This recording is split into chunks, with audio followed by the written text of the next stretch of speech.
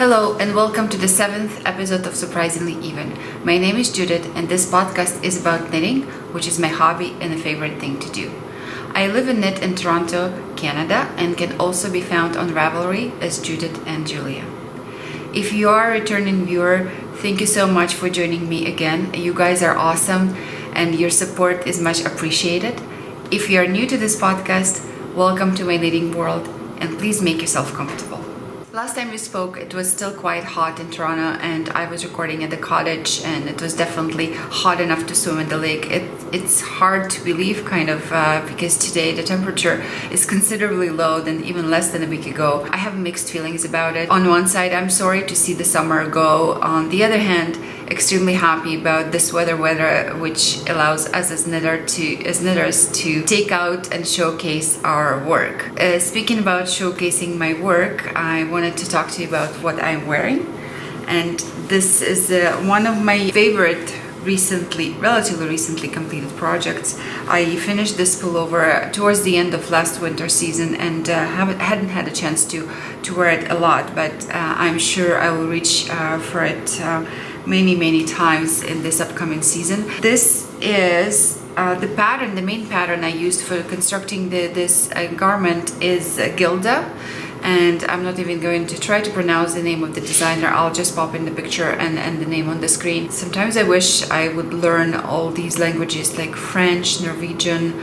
and other, just for the sake of pronouncing the designer and pattern names correctly. So anyway, this was Gilda pattern. I also used elements of another pattern, which is Ashland by Julie Hoover. And this is where all these color work charts came from. I chose Gilda because I wanted to try this shoulder construction when it kind of starts as a saddle shoulder briefly, but then goes into raglan. As always, this was severely modified from what's originally specified in the pattern, but I made it work and I really like the fit, and I'm mostly in love with the color work on this. I really like the color combination, which is light gray, the chartreusey, mustardy green, deep dark purple. Another reason I really like this pullover because the yarn I used to knit it, I feel it's quite special for me. I got it at the Knitter's Frolic, not in 2017 and 2016, so about a year and a half ago.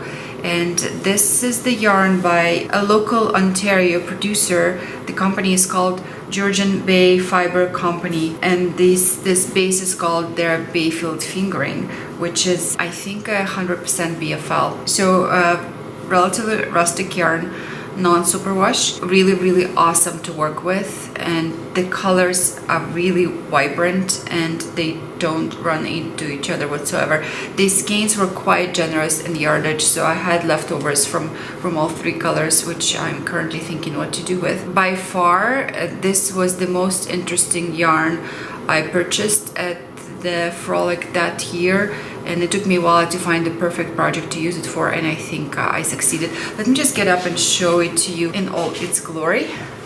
So it's a relatively I don't want to say cropped, but it's not the usual length. I'm trying to kind of shift towards shorter pullovers. I think it's more flattering fit, and I did introduce a gentle kind of A-line. This time around I placed the increases closer to the side seams, but I think it would have been better if I did them somewhere closer to the middle, but would have made the color work tricky, or not, because most of the time I place them in these parts where there's no color work.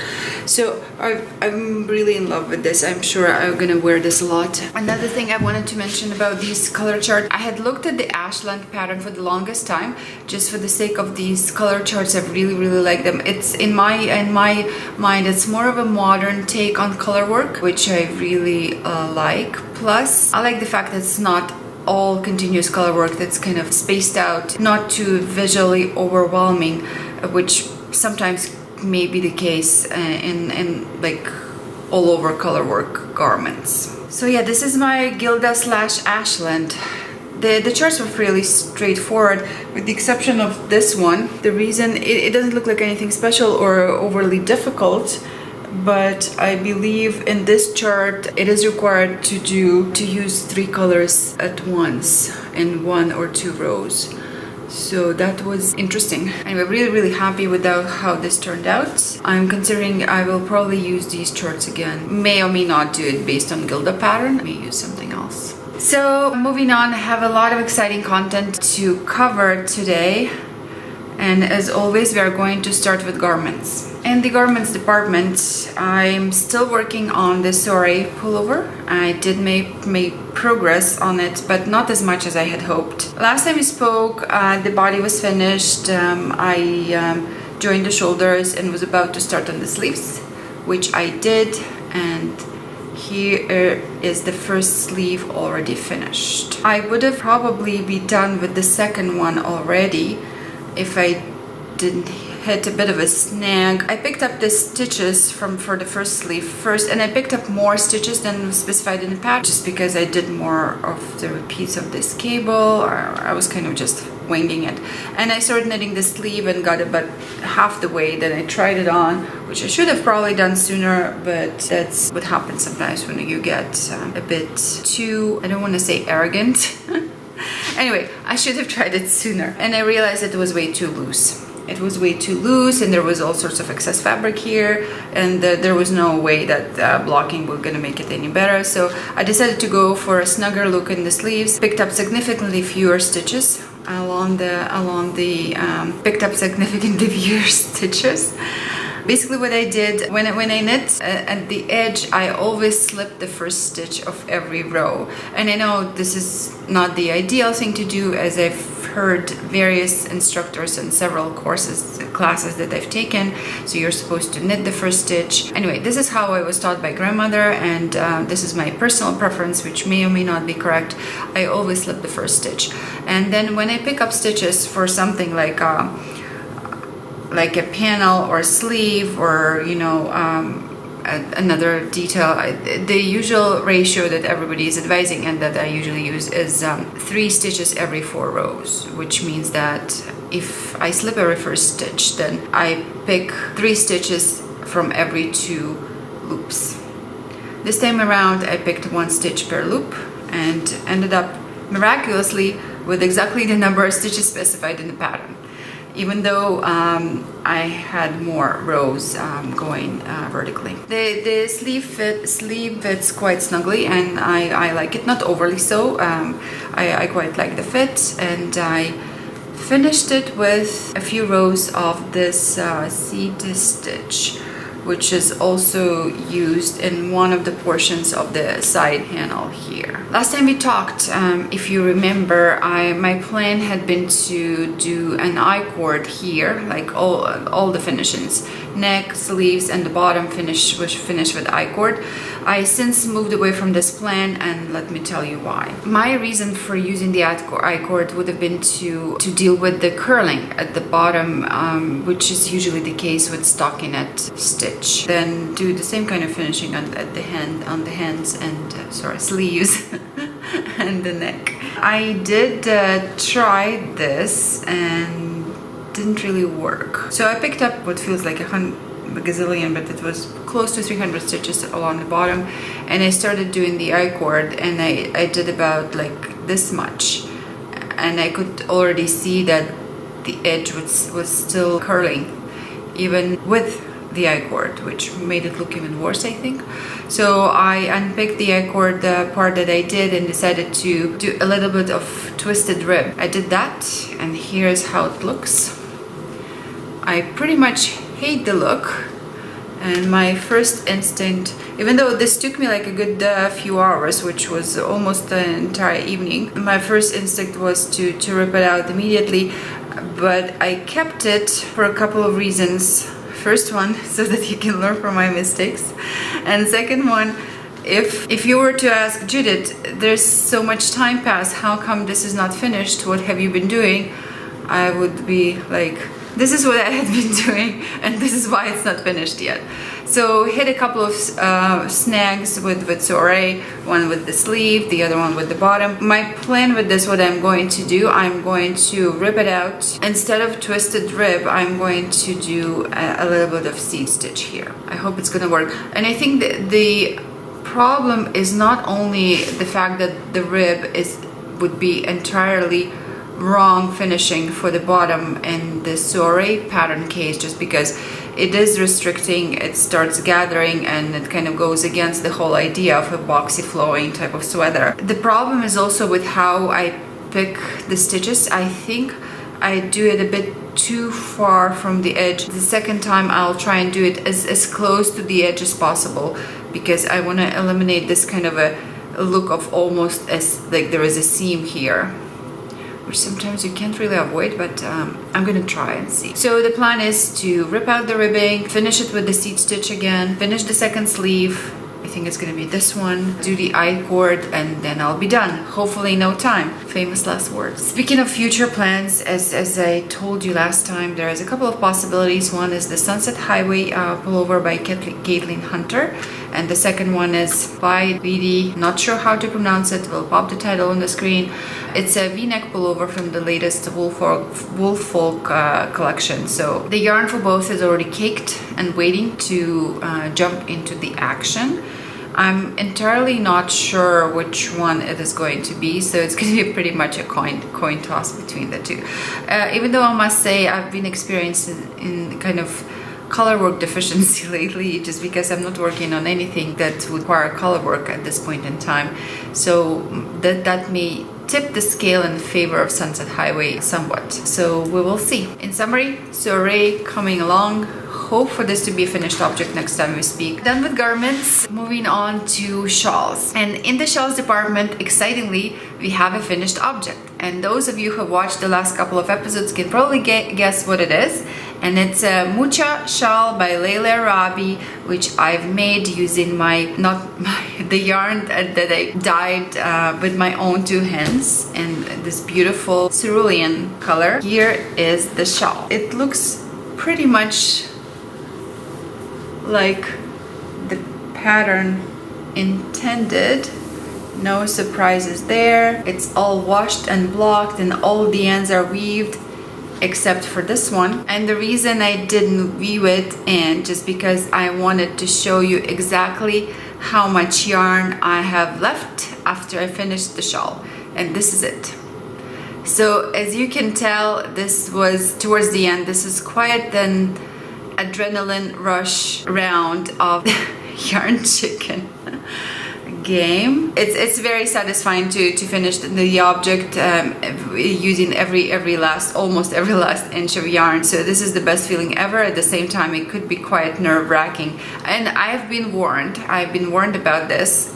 So even though the first so I had two skeins of this yarn, and the first skein took me to the end of the ribbing section and the start of the lace border. So you'd be like, there is no way the border took as much yarn as the body, but yeah, that's exactly what happened. So if you are considering working on this and not sure about your yardage, this kind of be kind of a guideline milestone, kind of based on my personal experience. So half of it takes the body, and the lace border would take just as much. The size is actually perfect. It's not too big, not too small, just right. And the right depth, the right length. It drapes very nicely, excellent coverage. So I hope the intended recipient of this will be happy. I made this for my friend who really liked this cerulean color. So I'm gonna give it to her next week, and I hope she's gonna like it. She also got me more yarn, also in blue, for another scarf. Later on this in the treasure department. So this is Mucha shawl. Anything I want to say about the pattern? I think it's pretty straightforward and quick knit. Very suitable for gifts, or if you like this kind of not too deep shape of a shawl. I like the fact that, well, this was my first experience making a shawl with a thicker yarn weight. This, I believe, is worsted weight. I think it's an excellent idea for something that needs to be made quite quickly. So I may be making this again, especially given the fact that it doesn't take a lot of yarn. I'm not sure why I'm saying it, because I'm not sure how much exactly this took. Those two skeins that I dyed, for some reason we didn't ask the instructor what the yardage in those was, but luckily it worked out perfectly in terms of the yardage. It's all used up for its intended purpose, and I don't have leftovers to deal with. So can't complain about that. I do have a new cast on that I started this week. I mentioned it last time and I stayed true to my plan. So I cast on a homage shawl from this Amirisu magazine, the summer 2017 issue. It does look very, very interesting in the picture, and the construction of it is quite unique for me personally, at least, because I haven't made anything quite that would be constructed quite in the same way.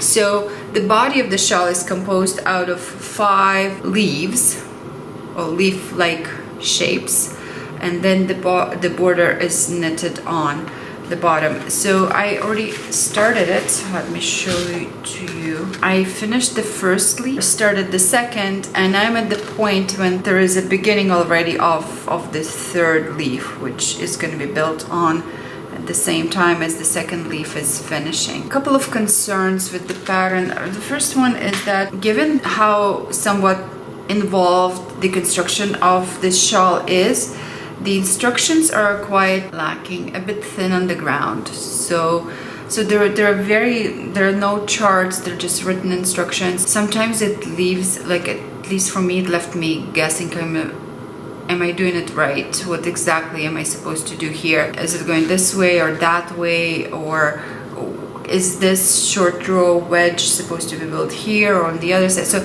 anyway, I think I managed to figure it out, and I think it is looking the way it's supposed to look. And the second, I wish there would be more pictures of the finished shawl, so at least if the instructions are not there, so at least from looking at the picture, you sometimes kind of can figure it out. So that's a concern, but I think I managed to push through and work around that. So I think I'm on the right track now.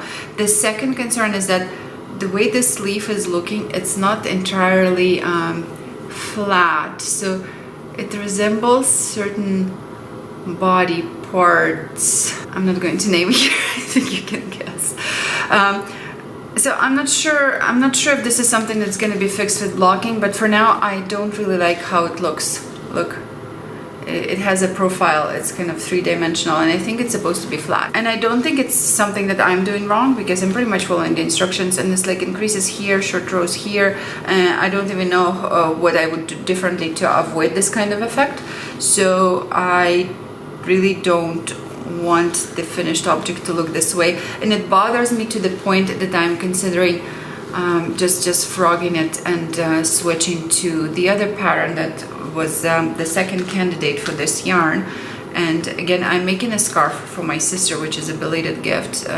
So I'm kind of this close to ripping this out and moving on with my plan B. So my plan B for this yarn was Stone Crop pattern by Jarred Flood. That's a strong possibility the next time we speak this will be gone and the stone crop will be on my needles instead.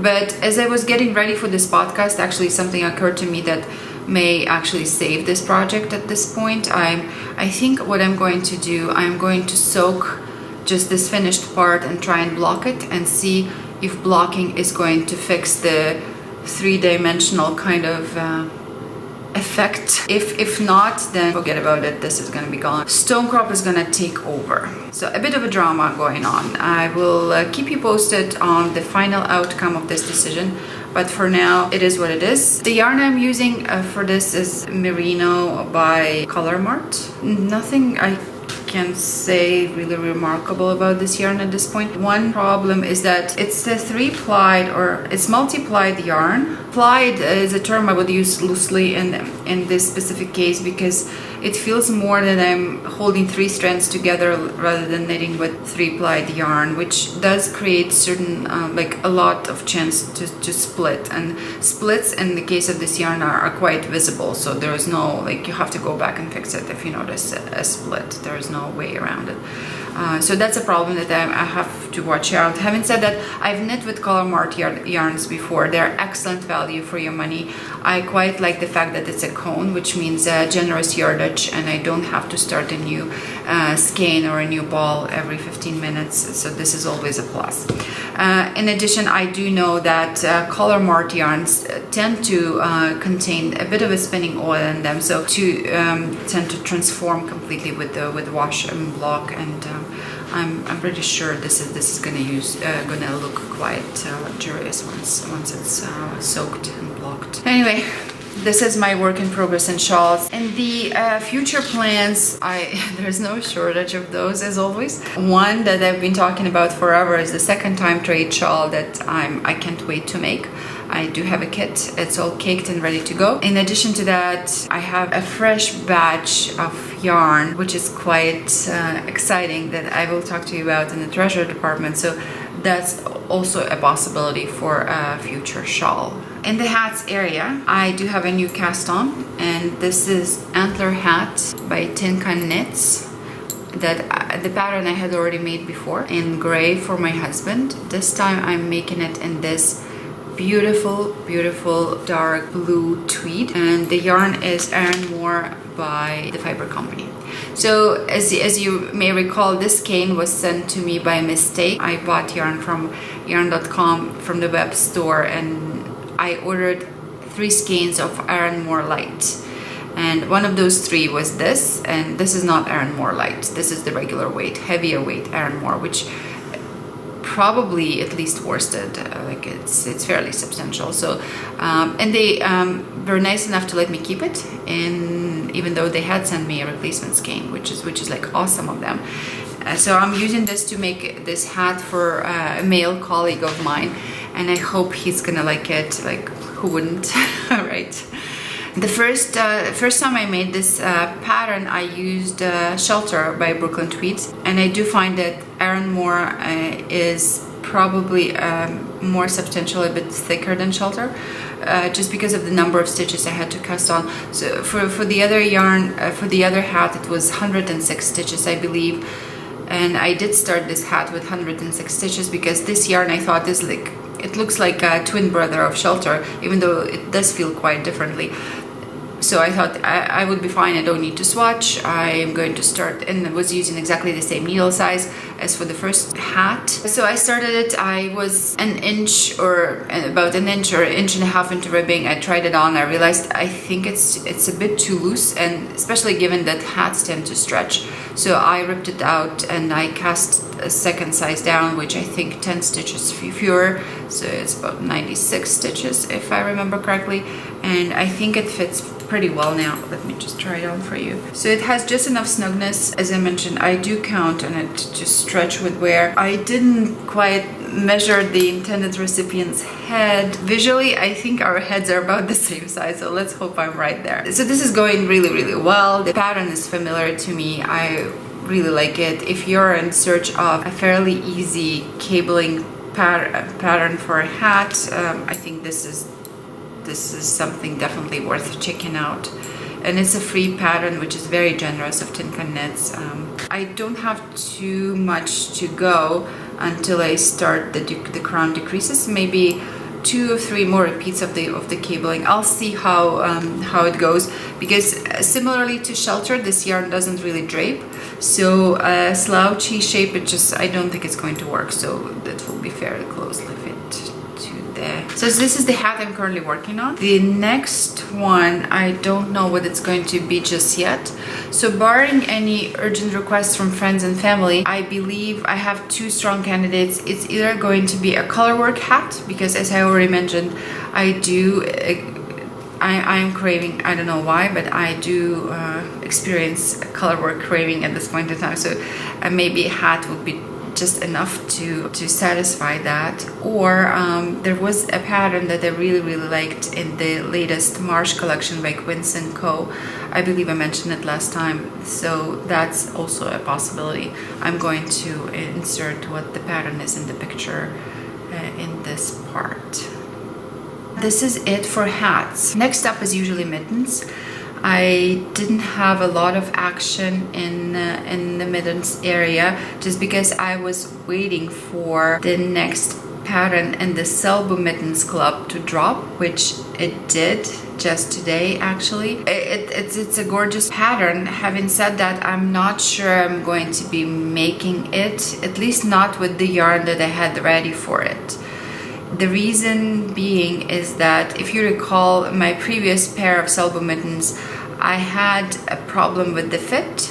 They were roomier than I need for my hand size, both width-wise and length-wise. And I had a plan how to deal with it for the next one. I said I will use same needle size for the cuff because the cuff fits just fine, and smaller needles for the body of the mitten. However, I don't think that plan is going to work for this specific pattern that just was released. I believe it's called Nea, because the stitch count is bigger here. I think the previous pattern was on 52 stitches and this one is 60 or 62. So even if I use smaller needle size, I'm guessing it's still gonna be too big.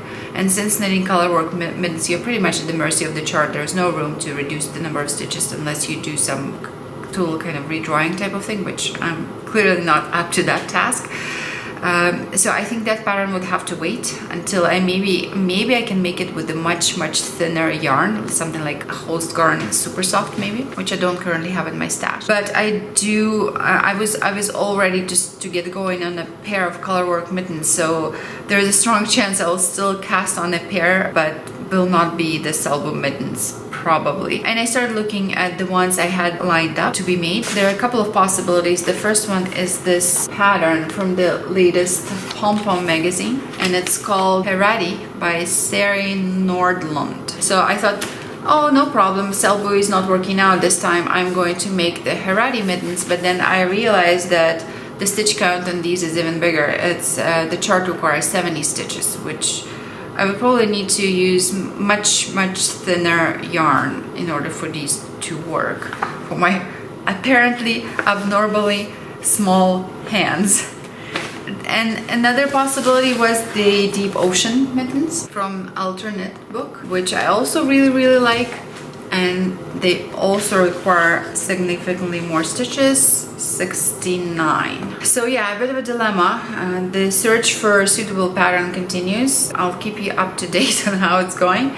I already started diving into my colorwork yarn stash for a thinner yarn that would work for either of these patterns, and actually spent the entire morning today going through various options. So decisions.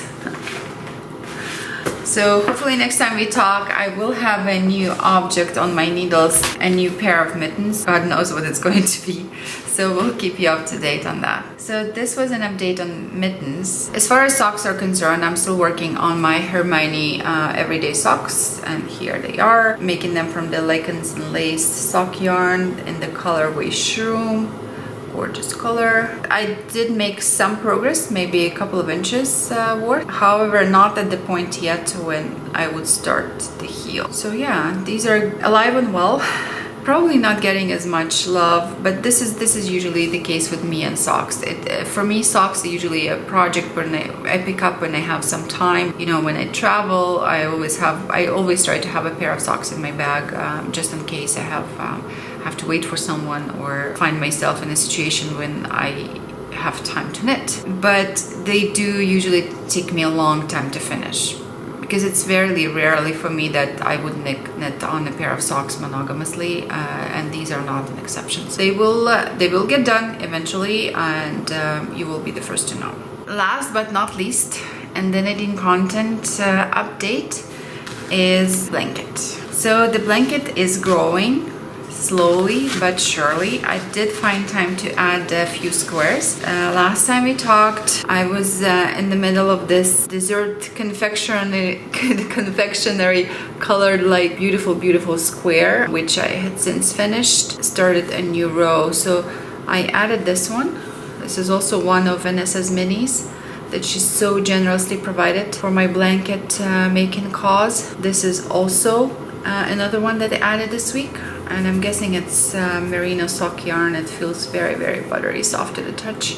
Some sort of self-striping, which and if you look at this side, it's interesting how, you know, it starts like this and then you can see stripes emerging and then getting thicker. So depending on how the square grows, or rather reduces in size, the stripes start to emerge and changing the thickness. It's also always interesting to watch. I really like this lemony yellow and blue combination. So thank you, Vanessa. This is also one of Vanessa's singles. Feels like BFL. Really, really nice color. I put it here in between this speckled. I'm showing you the wrong side. So I do try to space out and use a variety and variation of solids, variegates, and speckles, just so that each and every yarn and color have a chance to stand out and shine on their own, and at the same time the overall combination is not like pleasing to the eye and not too visually or overwhelming as it may be the case if you put like all sorts of speckles together. So this one is new, and I had started another one already. So this one is work in progress, and this is the yarn. Really nice color combo of like for some reason makes me think of an exotic bird, like a canary or something. That's probably because of this yellow. So yeah, it's growing. I started a new row.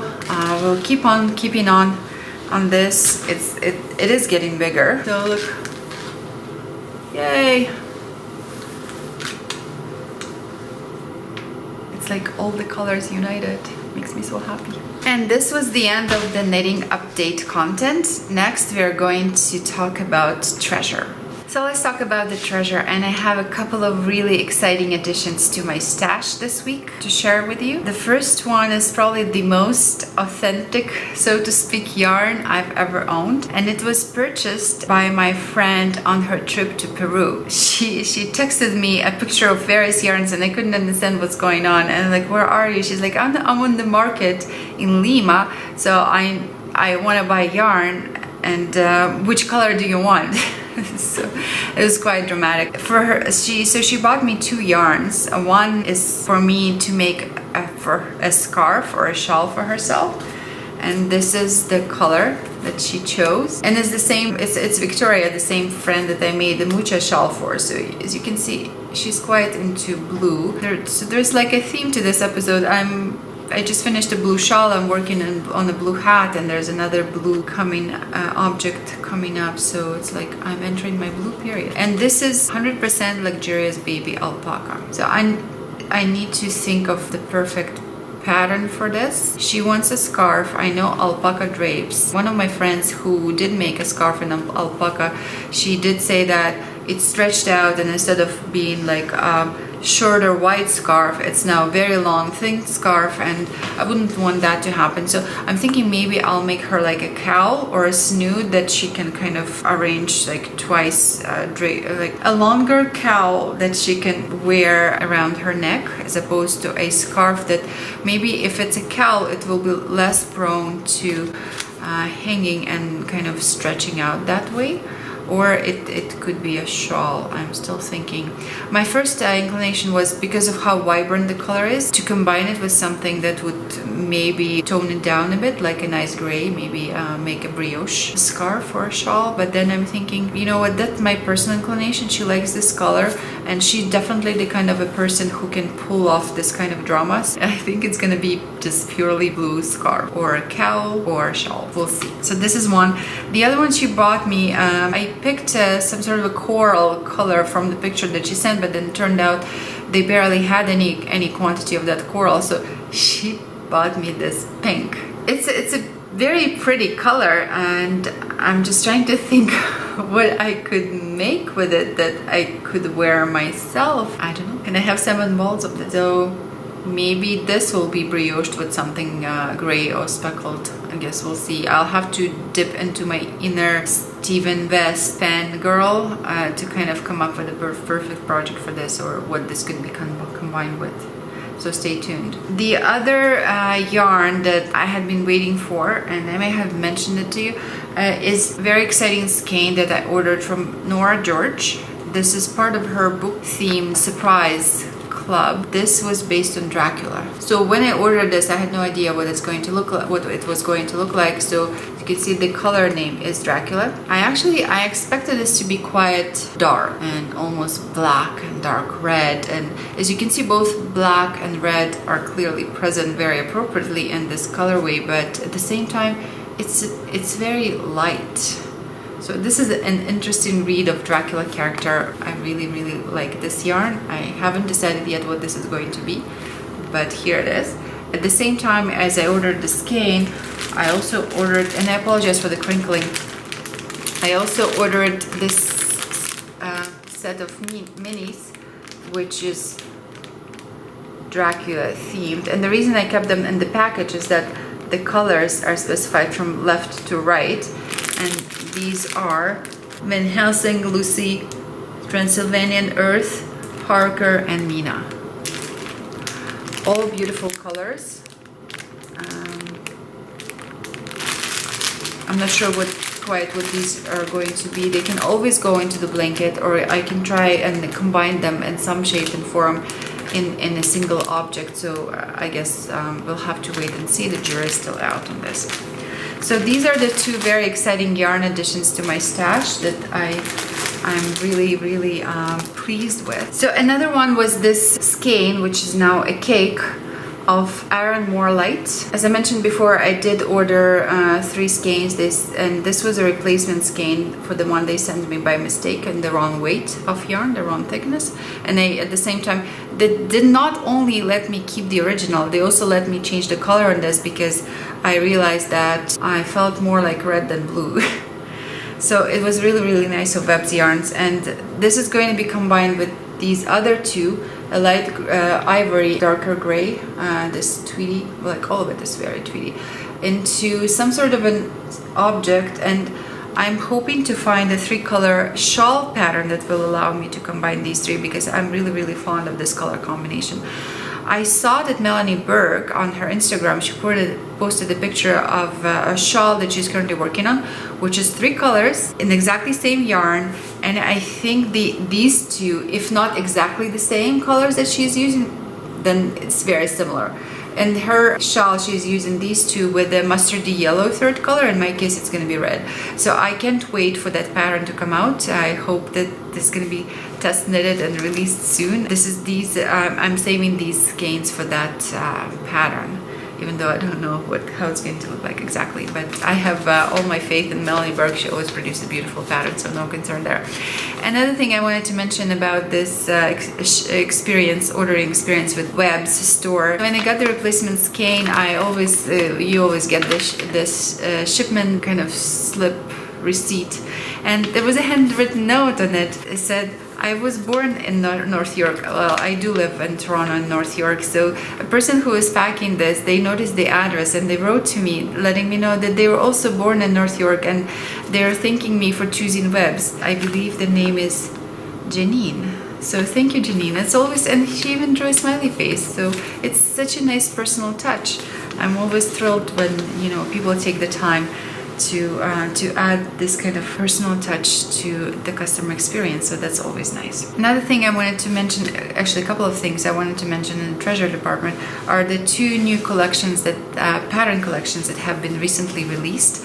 So one, as you must have been living under the rock if you don't know about that one. It's the 3rd issue of the Lane magazine, which I had already pre-ordered. I can't wait for it to hit my doorstep.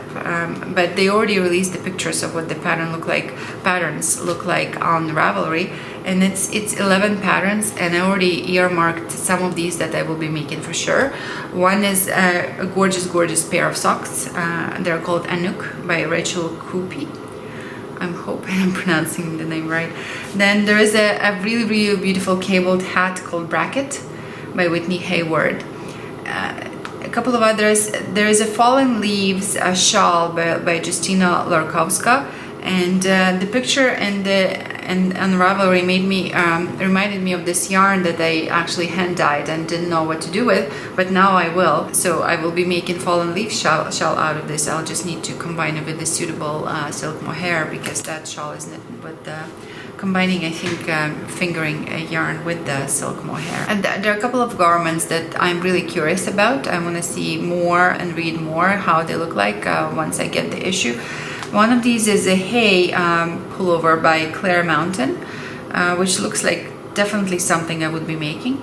And the other one is Kayuru, again, not sure how to pronounce it right. We'll post the name on the screen, by Sari Nordlund. I really like the Kayuru pattern because it has very not intricate, but very kind of subtle and interesting cabling all over the body and sleeves, and it's done in a thinner weight yarn. My problem sometimes with cabled sweaters that they can tend to be bulky and a bit overwhelming, but this one is done in thinner yarn, and I definitely want to make it. The problem with it is that it's made in pieces, and it's supposed to be made in pieces and seamed. This is not something I'm a fan of. I'm a great believer in seamless pullovers, and I know there's a big philosophical debate going on about